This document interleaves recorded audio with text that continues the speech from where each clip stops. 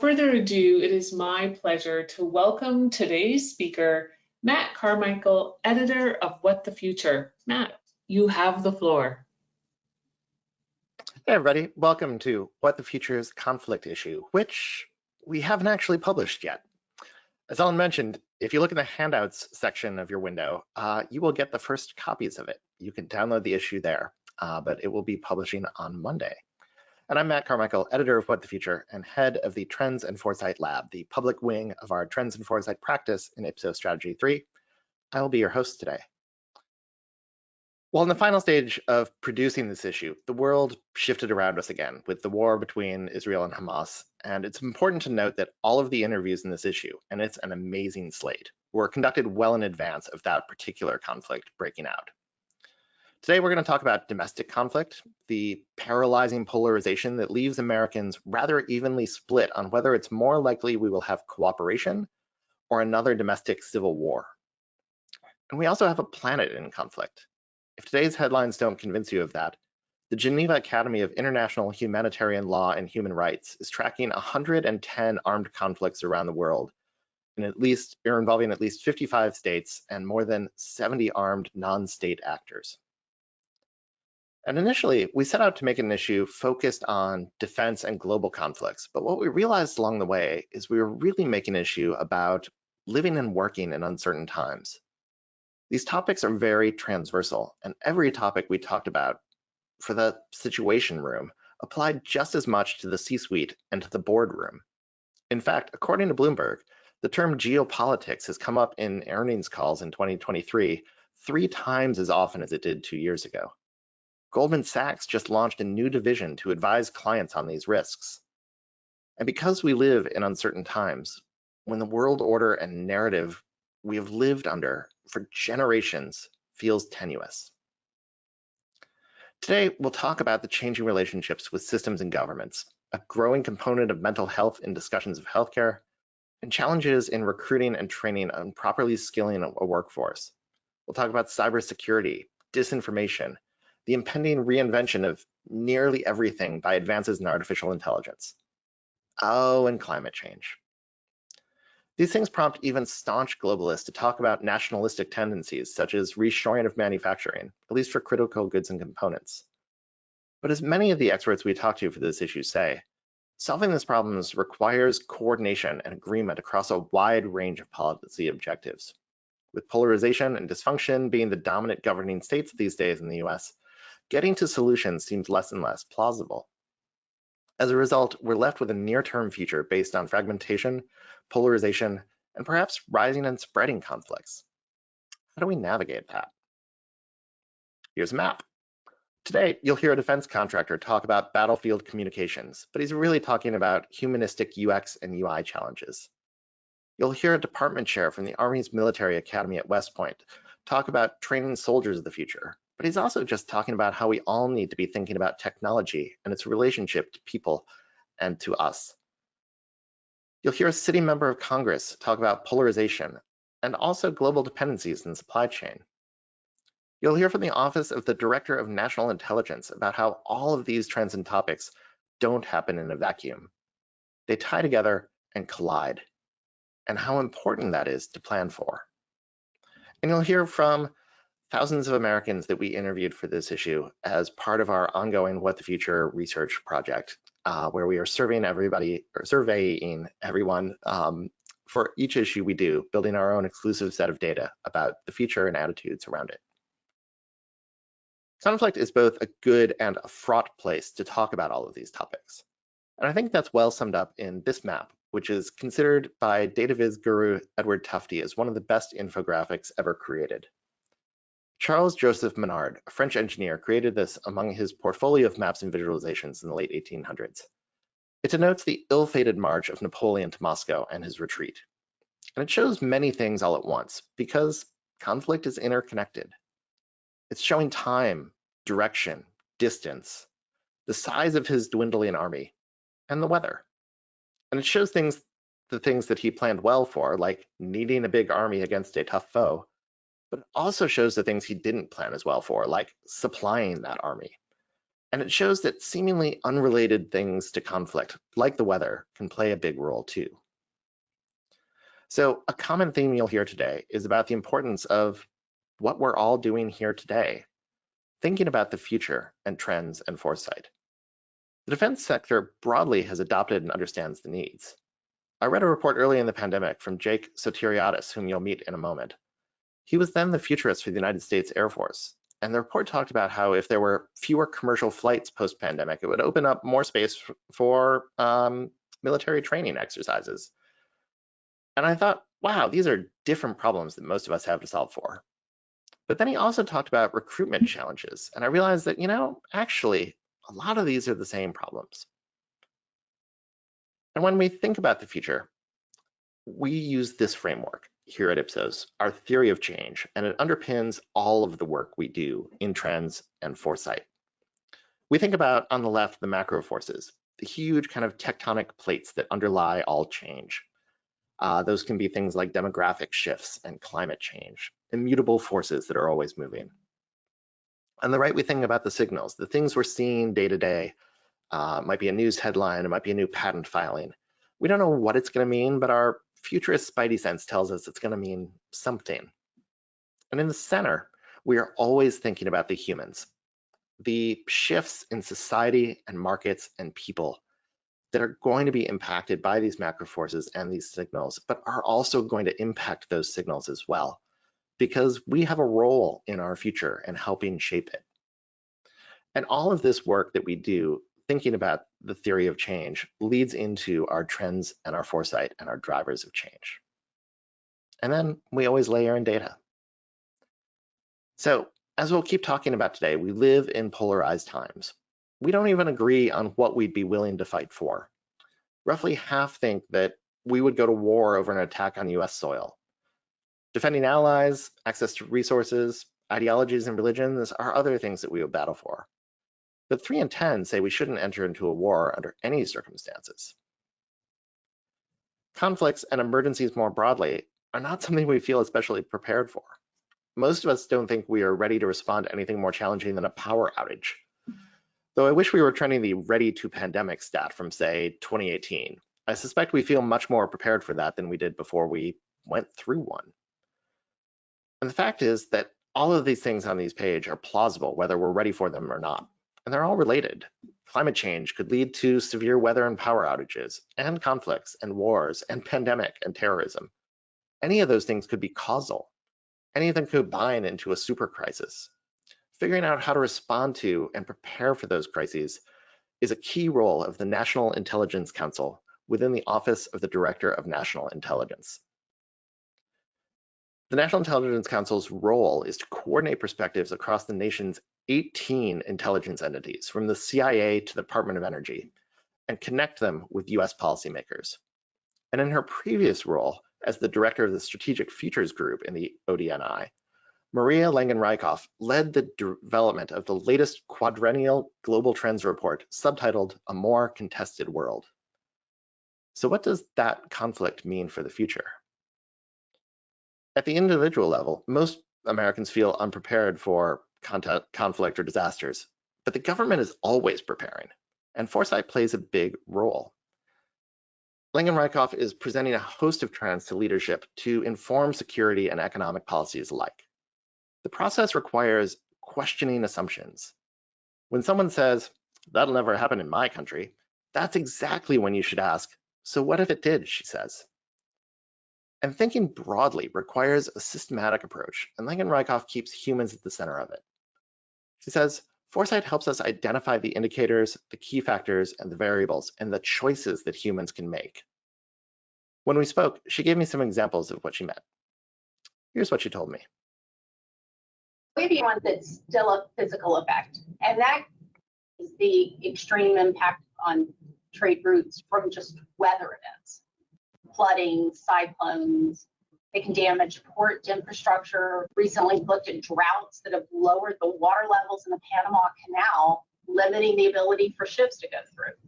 When this happens and you combine it with other challenges, whether it's geopolitical events like Russia's invasion of Ukraine or COVID shutting down ports and other infrastructure, you overlay those challenges, and we have multiple strains on supply routes. We saw all of this at the height of COVID, right? We saw the backup in our ports, but all you need is one major hurricane or cyclone in the same vicinity of a port that's stuck. You can't get whatever it is they're exporting out of that port out.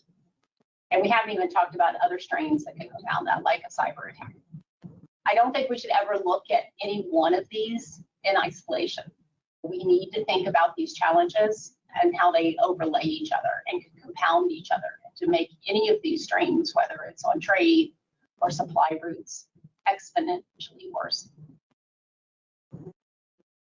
The DNI doesn't make policy. The DNI informs policymakers. And United States Representative Alyssa Slotkin has been on both sides of that process. She has seen war and the policies surrounding it firsthand. Her background includes deployments in Iraq with the CIA, as well as work at the Pentagon, the White House, and her own stint at the Office of the Director of National Intelligence. Today, she's a policymaker representing one of the swingiest swing districts in the nation, the Michigan 7th District. And I'll note, she was also in high school with me in the suburbs of Detroit, where we both grew up. And that's a very local connection, but in a global economy, conflicts in one region can affect others quickly. There are many threats out there, but she thinks the biggest one is close to home. One could argue that all wars are economic, but so many of the tensions in the world today are coming down to competition for resources, control of shipping lanes, and tensions between globalization and nationalism that are both economic and ideological. Resolving these challenges through policy is going to be difficult, Slotkin says. Breakdowns take many forms, from debates over supporting our allies to aligning on trade policies to inability to pass legislation to fund our military or our government. Our nation's enemies are watching. The nation's dysfunction also makes it harder for businesses to plan and act to stay competitive in a global marketplace, and for consumers to feel confident in the stability and the safety of the world around her. I've followed her career through mutual friends and her alumni magazine, and I've seen her bipartisan efforts to reshore manufacturing, especially of critical national security resources, and the lengths she went to early in the pandemic to secure N95 masks for hospital workers in her district. But any efforts in Congress today are difficult, even on things we largely agree on. We talked a lot about those issues, but here's the line that stood out for me in our conversation. The polarization in the United States is the number one threat to our national security because it completely freezes decision making. Whether it's about debates we're about to have, like renewing the FISA laws that were put in after 9/11, whether it's the future of aid to Ukraine with another supplemental coming this fall, whether it's how to deal with China, whether we're beating the drums of war or we have a more nuanced approach because of our economy's dependence on China. All of these issues in prior eras could have been worked out among adults who, across the political spectrum, knew that when you leave the water's edge and go abroad, United States should speak with one voice. That doesn't happen right now, and that's a real problem for national security.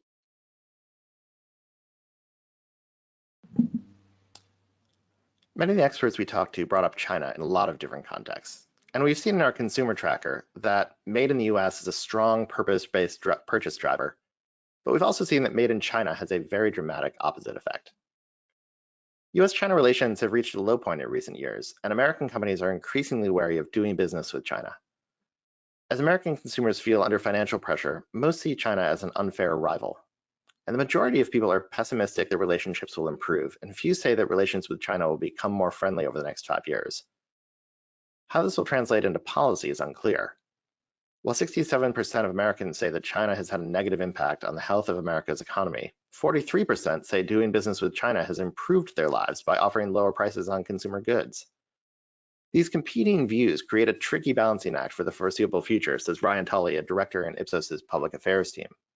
He says, American businesses are confronted with the reality that doing business in China brings considerable risk, but they also understand that American consumers rely on the lower prices that Chinese manufacturing affords them. As I mentioned in my intro, when the pandemic began, the Air Force released a series of scenarios from its foresight team that included discussion of how if there was prolonged reduction of commercial air travel, that would free up more sky space for military training flights. So again, yeah, there are some perspectives that the military needs to consider that don't translate as well into the civilian world, but many do. Jake Soteriadis was then serving as the first futurist for the Air Force. Now at the National Intelligence University, he's thinking even more broadly about the future of conflict. Here's what's on his mind.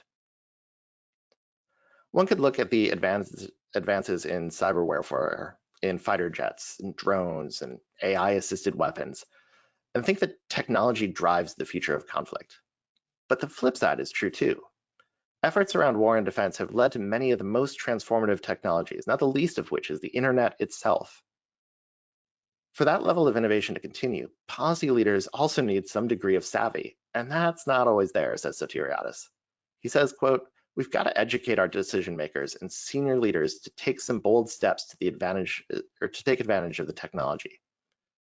As even off-the-shelf technologies start to play a bigger role in how we can fight wars and the pace of change accelerates, having leaders who can smartly invest and regulate will be critical for both defense and civilian sectors." We talked about the challenges of, say, bringing a VR headset into the Pentagon to experiment. I mean, you think your IT department is hard to work with. Can you imagine the Pentagon's? But we also talked about how defense broadly has been responsible for so much tech innovation over the years. Disinformation is both a side effect of that information and a driver of the conflict in the world around us. Here's what he told me. Technology has always played a major role in war, has been sort of created the catalyst or the impetus for technological developments. And we can look at that throughout history, all the way through how human beings started to organize themselves back in ancient antiquity, from an agrarian society into military formations that were then, so there's this whole ecosystem that was created around this. We're in this really fascinating time to be a human being where, yeah, you're going to see things like just narrative warfare. Look at the social media aspect of how much that shifted what used to be really the purview of states, right? If you look at 50, 60 years ago, even 40 years ago, a strategic narrative was controlled by a country because it had access to all of the media. It was able to put out its version of events. But now you have everybody carrying around a smartphone. So you're able to, as an individual, wage narrative warfare 24 hours a day, 7 days a week, 365 days a year. So now at the individual level, you're able to basically push a narrative across the globe in real time, spread disinformation, which has real effects on a particular population. And frankly, we've seen that in the United States on how, unfortunately, polarized our society has become as a result of this. Again, there are broad themes at play here, including how much the military drives change in the US and therefore the world. We'll talk a bit about that more later, but I hope you're also hearing him talk about how people can launch their own narrative campaigns and thinking to yourself a little bit both about influencers who can help your brand and the trolls who work against it. All of these things are related. Geopolitical conflicts are fought on the battlefield, but also on social platforms, and your brand is in constant conflict there as well. Curtiss-Wright is one of those defense companies developing tech for the future, and it's been said that the best offense is a good defense, but a good defense is a good defense too. Dominic Perez, Chief Technology Officer for Curtiss-Wright, thinks that new improvements in telecommunications, health monitoring, and data collection can keep soldiers safer in unpredictable times. These advancements hold promise on the domestic front too, from powering humanitarian work to keeping businesses and critical infrastructure secure from cyber attacks. Recent months have brought brinkmanship and land grab blitzes to the world stage, and with the geopolitics picture changing from day to day, big data is playing a big role in helping Army strategists make informed decisions and keep the peace. Perez says everyone's already collecting just about everything that can be collected, from biometric markers on a soldier to the frequency and amplitude of vibrations on a helicopter engine, all the way down to that post you're liking on social media. These advancements come with challenges. Powering the military Internet of Things is easier said than done. As in the private sector, if the tools are too complex, they'll go unused. But when implemented correctly, these innovations have the potential not only to save time and money for business, but to save lives on the front lines, Bren says. I said that Curtis Wright is developing tech for the future, but like any innovation, it has to work. And those stakes are a lot higher in the circumstances its clients face than if you miss a staff Zoom meeting because your home Wi-Fi isn't working for a few minutes. When tech doesn't work at home or on a battlefield, the same thing happens. Humans get creative. There are good and bad aspects to that. Here's an example he told What the Future's Christopher Good. The key to modern conflict is mobility. You can't be in one place. The second you stop and start transmitting, the adversary is going to know where you're at. Modern conflict is a lot more like your everyday life than traditional conflict. You have operators working off of their cell phones. You have people collaborating through things like WhatsApp, where just standard network connectivity is critical. Stuff that we take for granted every day, well, that stuff's going to be under attack, under physical attack, under cyber attack. A lot of our NATO countries don't have anywhere near the budgets that we have. And when things get tough, your soldiers are going to find a way to get it done. And if that's using their cell phone and WhatsApp, that's what's going to happen. So we need to build at least some secure transport to help protect those communications. My expensive and secure comms and productivity suite that IP provides for me doesn't work, so I'll just use my iPhone and WhatsApp. That's a UX and even CX problem that faces all of us every day. And it was somewhat in evidence even just as I was recording the interviews from this issue from a variety of secure and kludged setups. And I imagine it sounds familiar to you too. Technology is dramatically reshaping the future of training and education too, including for the military. Colonel Chris Meyer is a futurist and department head at the United States Military Academy at West Point. Looking ahead, he emphasizes the importance of incorporating foresight skills, technological literacy, and a deep understanding of ethics and humanities in education. He believes these elements are essential for both military personnel and civilians to effectively navigate uncertainty and adapt to evolving environments.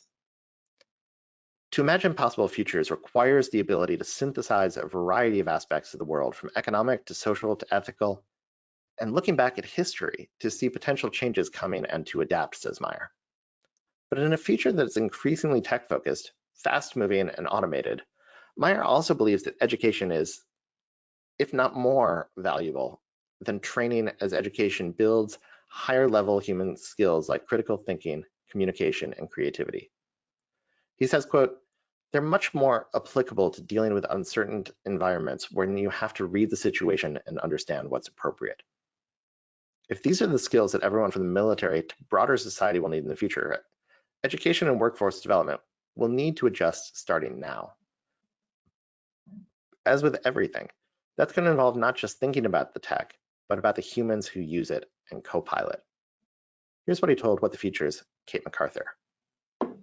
The future will definitely be shaped by technology, but it's not all technology, and that we cannot forget about the human aspect of technology, and that technology should serve humans.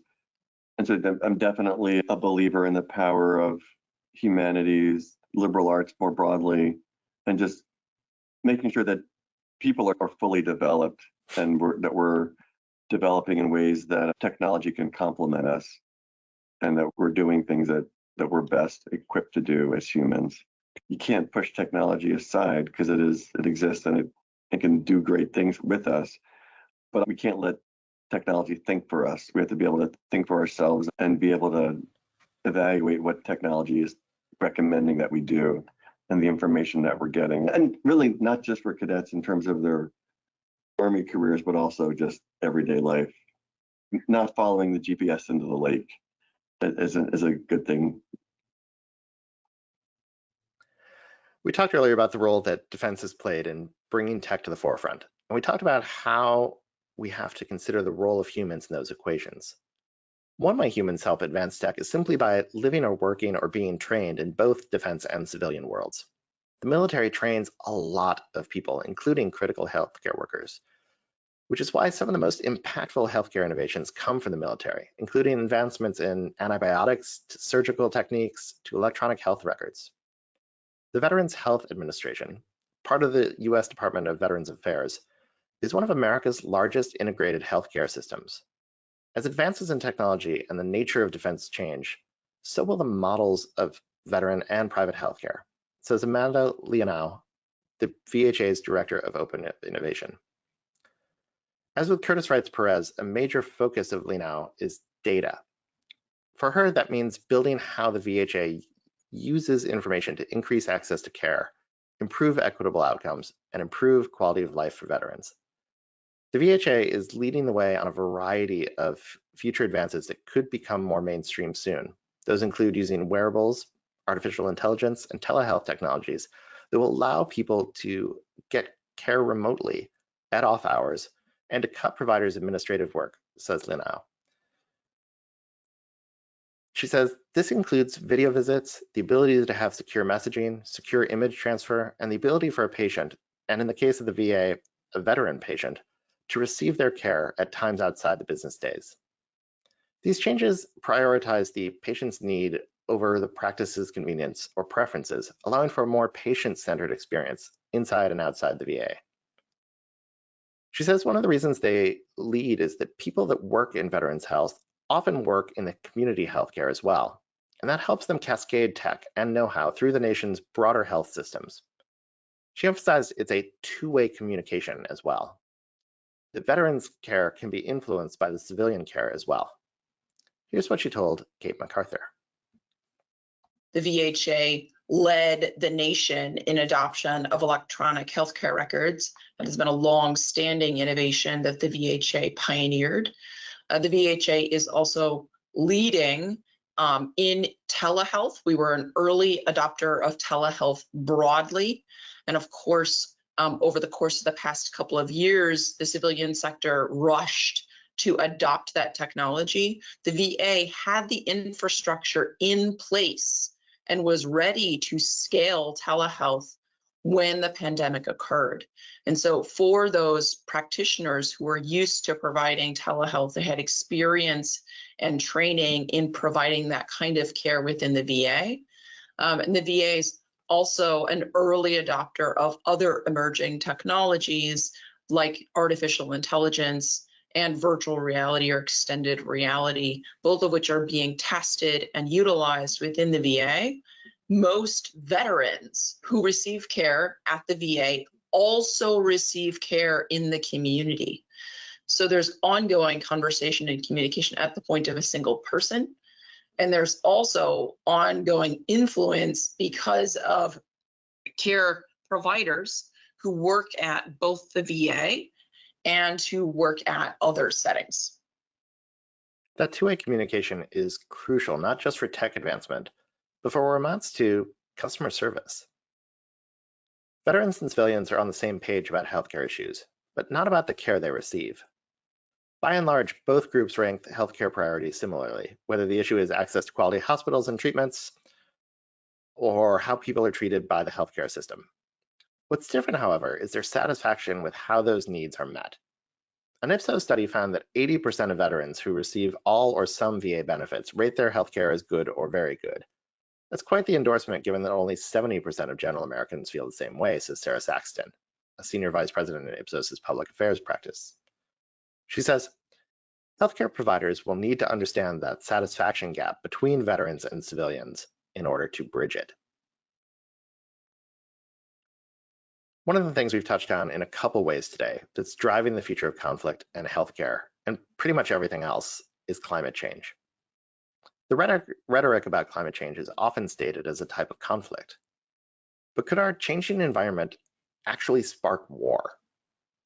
And it's already contributed to some, including the Syrian civil war, among others, says Josh Busby, a non-resident fellow at the Chicago Council on Global Affairs. A professor of public affairs at the University of Texas at Austin, he also just finished 2 years as a senior climate advisor at the US Department of Defense. And his 2022 book, States and Nature, The Effects of Climate Change on Security, explains why climate shocks can lead to negative security consequences.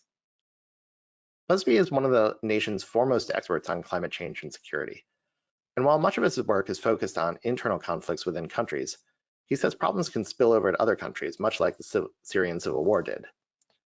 Closer to home, the US could see expanding political conflicts like the fight over water from the Colorado River.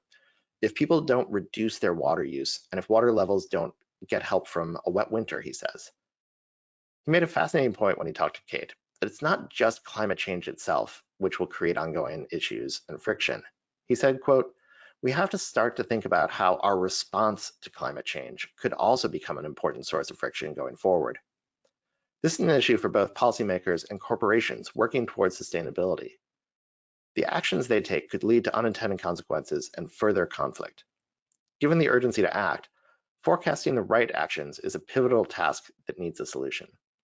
But while both the problem and the reaction to the problem are problematic, he sees some hope, and that's what I wanted to end us on today in our final Q&A. We'll talk about the tensions driving the future in just a moment. But first, here's what Busby told Kate about the silver linings.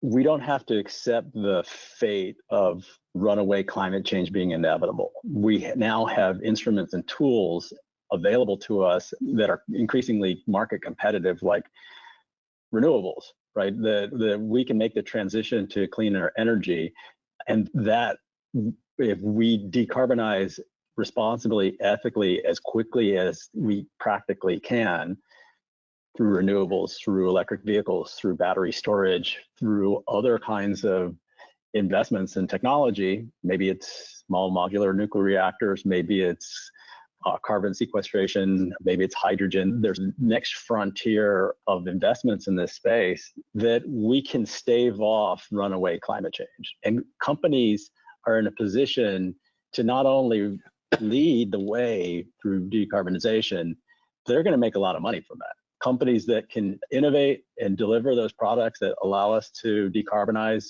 are going to help us stave off the worst effects of climate change. That's something that the government can't do. It's going to be private sector innovators.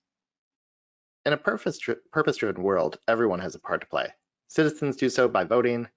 Customers do so by their purchase behavior, rewarding or not companies that align with, at least when the money isn't so tight. The question is, will it be enough? And can we create, or do we even want to create, a functional government capable of solving problems? To get at that, let's talk through the tensions. Now, the fun part of being a futurist at a market research company is that we can not only think about the tensions in the humans that are going to drive the future, we can measure those today, and we can watch as those change over time. And so each issue of What the Future, we take certain central tensions, we survey the public on those, and we can see exactly where we are today. And we can think about, if those tension lines start to shift one way or another, what is that going to mean for one of the potential futures we might be headed for? So today we're going to walk through several of those, and then we'll close out with a couple bigger thoughts as we go. Tension one is a big and dark one. Will we have civil cooperation, or will we have civil war? And polarization feels intractable in the US, at least today. One plausible outcome is the worst outcome, right? And almost half of Americans think that it's more likely that we'll have a domestic civil war in their lifetime than we will have more civic cooperation. And if it's possible, we kind of have to think about it, right? So, quote, to bring in a quote here from Maria Langen-Reichoff from the National Intelligence Committee, she says, "We create multiple diverse scenarios to better understand the present, and specifically how human choices interact with key structural forces to affect the direction of the world.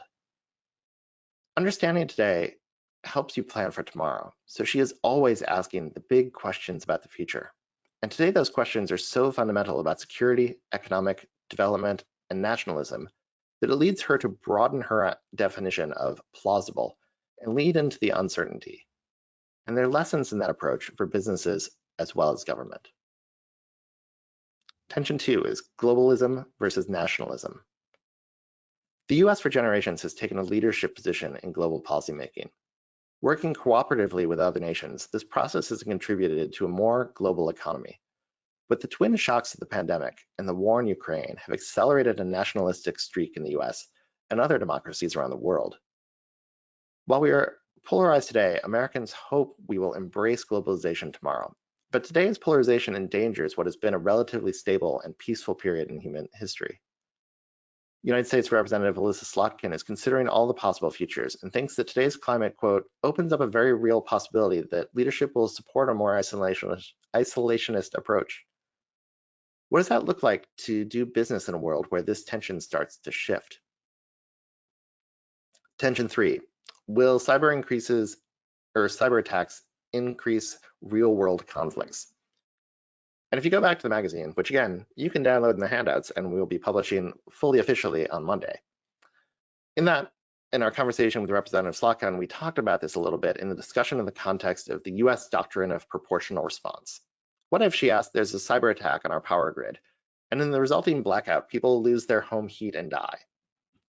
How do we respond, especially if we don't even know who the attack is from, or if it wasn't fully sponsored by an actual nation state? So will cyber conflicts lead to real world conflicts? It prompts a host of follow-up questions. Like, how can you tell who launched the attack? Was it a nation? What are proportional responses? And Representative Slotkin was thinking about how that conflict would start.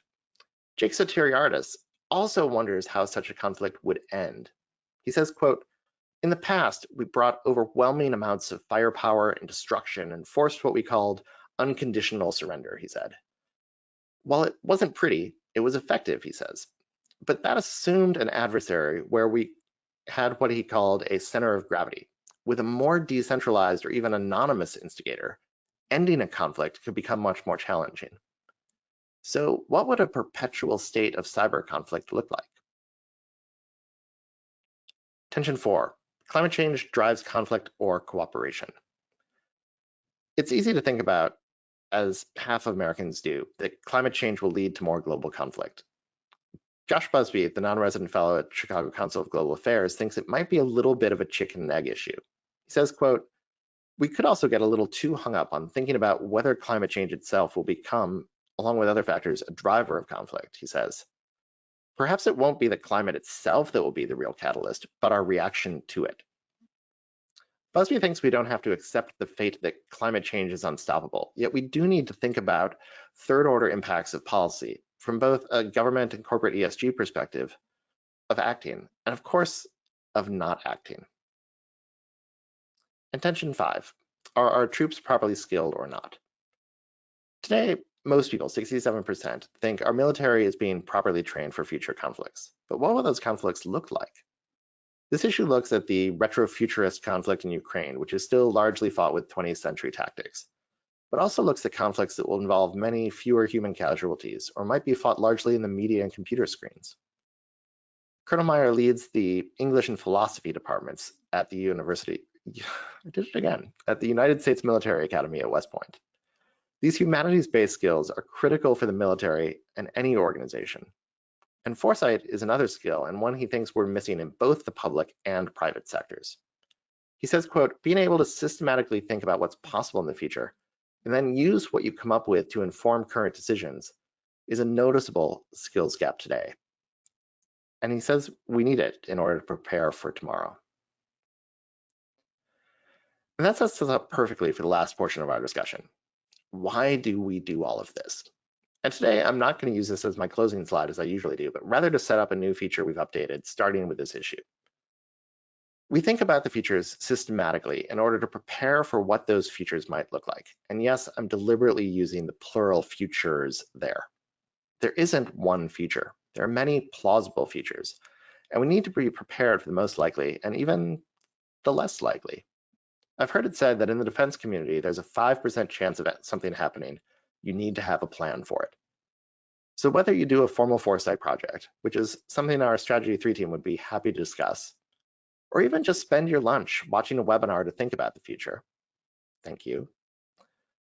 When you do that, when you spend that time, you can imagine what the future might look like, what around the world, around your customers would look like. And then you can work backwards and think about what products you need to innovate, what the CX and the UX will look like, what kind of messaging would have to surround getting you to that sort of future you want. And in short, as the slide says, when you think about tomorrow's, you'll ask better questions and do better research today. And when it comes to the future of conflict, we think we'll be disappointed.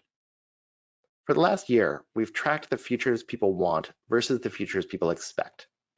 And the trend has generally been that we agree on the future we want, and we think that the future most likely will happen.